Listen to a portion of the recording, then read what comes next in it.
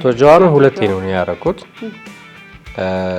የመጀመሪያው ያን ያክል ብዙም እንትን አልነበረም ሁለተኛው ላይ የነበረው ከተፈጠሩ ነገሮችም አንፃር የነበረው ኢንተርቪው ምናምን በጣም ብዙ ተመልካች ነበረው ብዙ ሜስም ፈጥሯል በአገር ደረጃ እኔም ለራሴ ባላረኩት ኖሮ በአብዛኛው ግን በጣም እንትን የነበሩት የጃዋር የእስክንድር የከማል ገልቹ ኮሎኔል ገመቹ አያና የነሱ በደንብ እንትን ያደረጉ ናቸው የነበሩ መነጋገሪያ የነበሩ ናቸው እንዳይተላለፉ ከተደረጉ ፕሮግራሞች ወይም ደግሞ ሳይተላለፉ ከቀሩት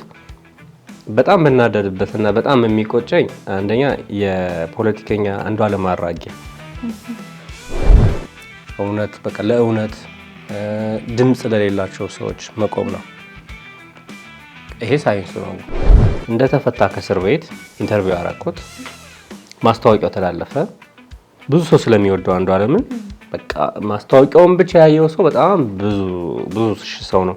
ያ ማለት ዋናውን ፕሮግራም በጣም ይጠብቃል ሰው ሊተላለፍ የሆኑ ሰዓታት ሲቀር ኤሌክትሪክ ሾክ አድርጎ ሃርድ ዲስኩ ተቃጠለ ተባለ በመጽፋቸው ነገሮች አንተ ልጅ ወይ ጋዜጠኛ ወይ ደራሲ ነው የምትሆነው አለችኝ ማለት ባትለኝ ይሻል ነበር አንድ ቢሮ ስራ ለቀጠር ሄድኩ እና ከዛ ማት ሁሉ ነገር አሟላለሁ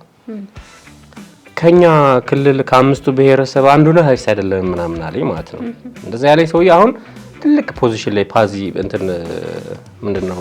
ፓርላማ አካባቢ የሚሰራ ሰው ነው በቃ ለመጀመሪያ ጊዜ እኔ የሆነ ሰው ከመሆኔ ውጪ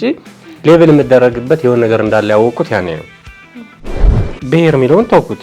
እንግዲህ እኔ ስራ መቀጠረው ለራሴ ደሞዝ ላገኝ ስራ ለሰርቼ ልገባ ከዛ ቤተሰቦቼን ከዛ መጀመሪያ ለራሴ ነው አይደል የሆነ የብሔረሰብ ውክልና አይደለም እዛ የሚቀጠረው